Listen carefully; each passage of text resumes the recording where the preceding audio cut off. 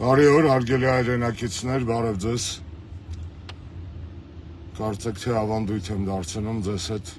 որոշակի հրատապ եւ կարեւոր լուրերով կիսվելու այս ձևաչափը։ Եվ այսօրվա մեր եթերը վերնագրել եմ կոռուպցիա կա կոռուպցիա։ Հայաստանում կոռուպցիայի թարմ տվյալների մասին ուզում եմ ձեզ հետ կիսվել։ Մի քանի վայրկյան ոտներս կախկցենք մինչև մեր հանդիսատեսը լսարանը մեզ միանա։ Եվ այսպես, սիրելի հայրենակիցներ, այսօր առավոտյան լույս է տեսել միջազգային, տրանսազգային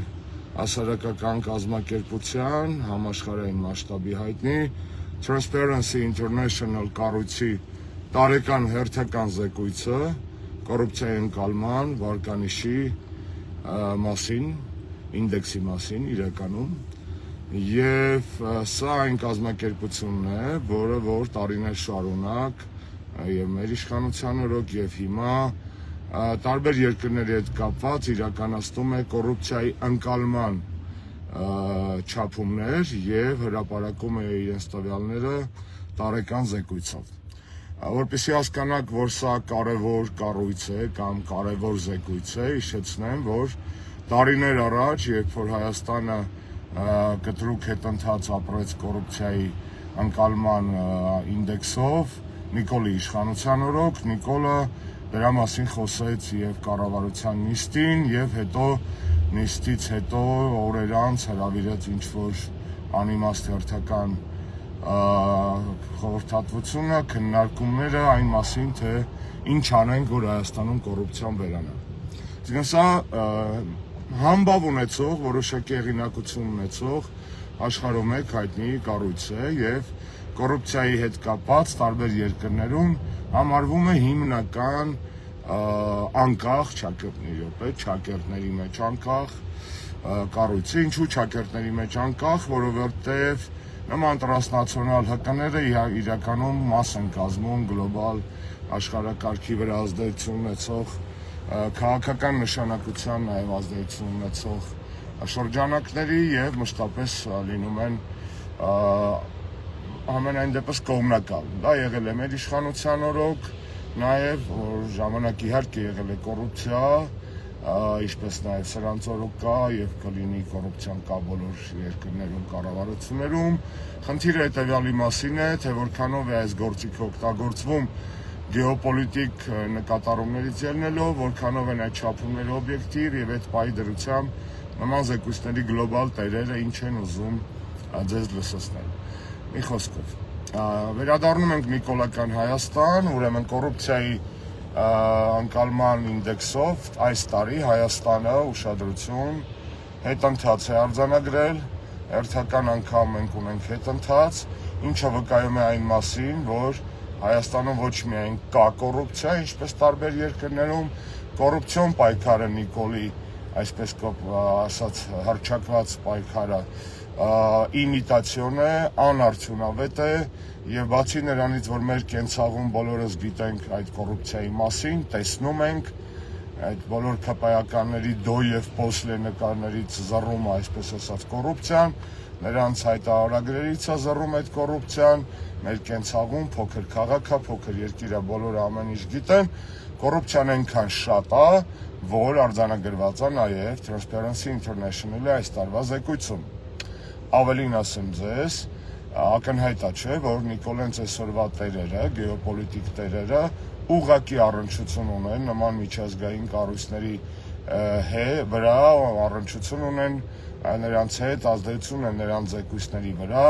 Նիկոլը իրականացնում է վերջին շրջանում բացահայտ իրենց համար ընդունելի, հաճելի, այսպես ասած, իրենց կողմից ղեկավարվող արտաքին եւ անվտանգային քաղաքականություն, այսինքն բոլոր հիմքերը կային, որ Նիկոլի գլուխը շոյեին, ասեն դե մեր ՀԿ-ներն են, այս անգամ էլ աչքը փակենք քո խայտարակ ցուցանիշների վրա, բայց պատկերացրեք ինչքան բարձր է եղել կոռուպցիայի ընկալման եւ կոռուպցիայի մակարդակը Հայաստանում, որ նույնիսկ Նիկոլի գեոպոլիտիկ տերերը, որոնց ձեռքերում են նման զեկույցների վրա ազդեցությունը, չեն ցանկացել մխտռվել եւ բացահայտ չեն նկարել, իհարկե լի նկարած է, բայց բացահայտ չեն նկարել բարձր գնահատականներ եւ լավ ցուցանիշներ Նիկոլի համար եւ մի քիչ էլ իրենց երեստ են պահել, որովհետեւ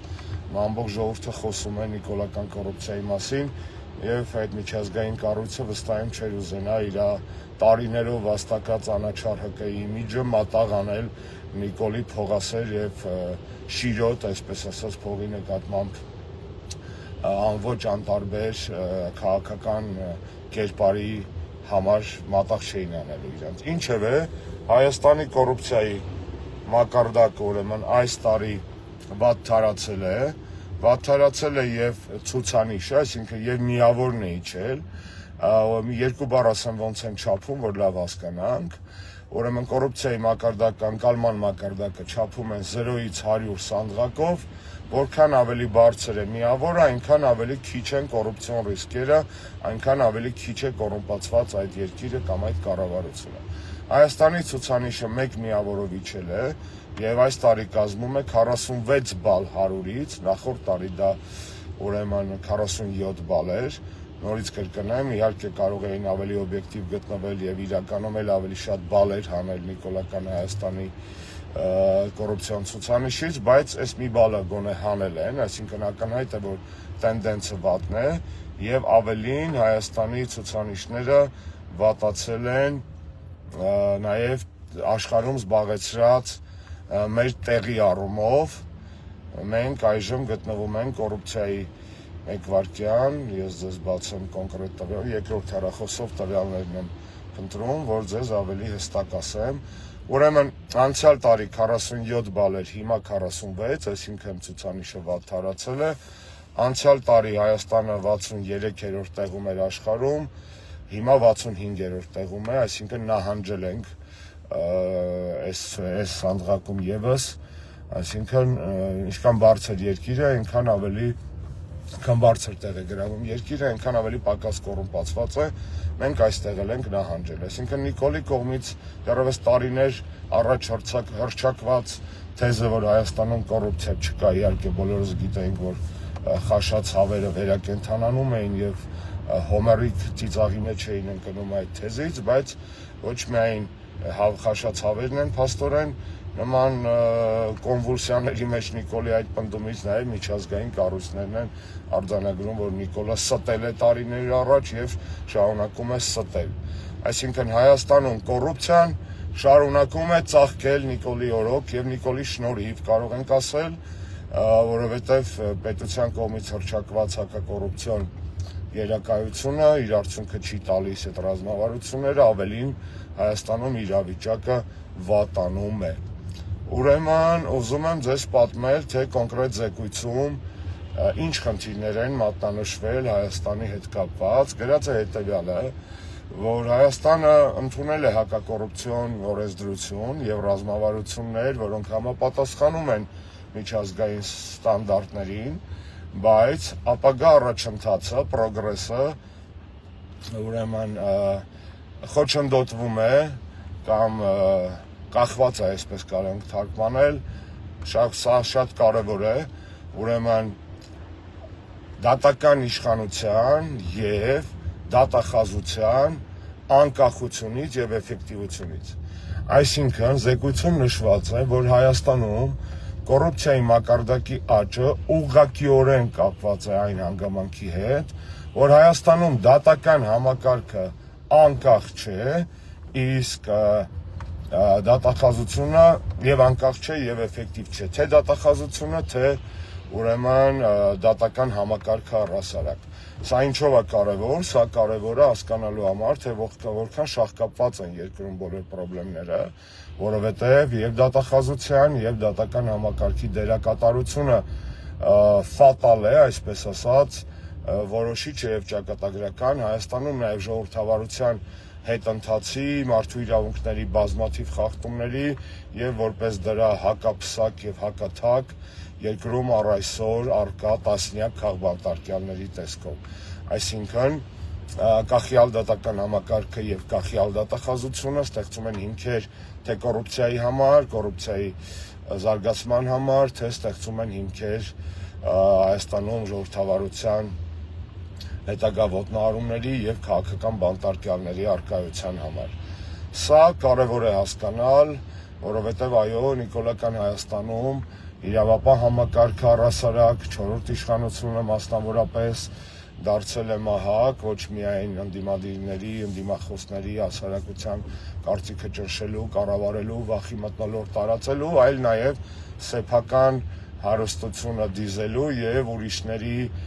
գործունեությունը կամ քաղաքական հակառակորդների նկատմամբ թեկուզ եւ գույքի բռնագանձման կամ այլ գործիքակազմերով ճնշում գործադրելու տեսակետից։ Եվս մեկ բան եմ ուզում ձեզ պատմել ու շատ ձեր ուշադրությունը չգրավեմ, խոսքը գնում է հետևյալի մասին, թե ինչպես է չափվում այդ կոռուպցիայի ընկալման համախտանիշը, ընդհանուր ցուցիչը։ Եվ ուզում եմ ասել ձեզ, որ մեթոդաբանության հիմքում ընկած են մի շարք այլ միջազգային զեկույցների հիման վրա վերցրած տվյալները, օրինակ, կոռուպցիայի չափը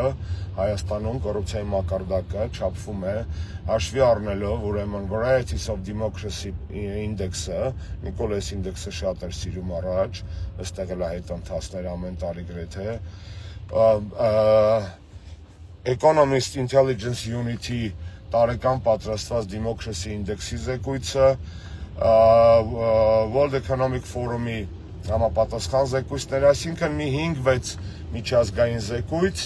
հիմքա ծառայում այս ցուցանիշը համապատասխան բանաձևով դուրս բերելու համար, այսինքն սրանք, այսպես ասած, միայն օդից վերցրած տվյալներ չեն, այլ փոխկապակցված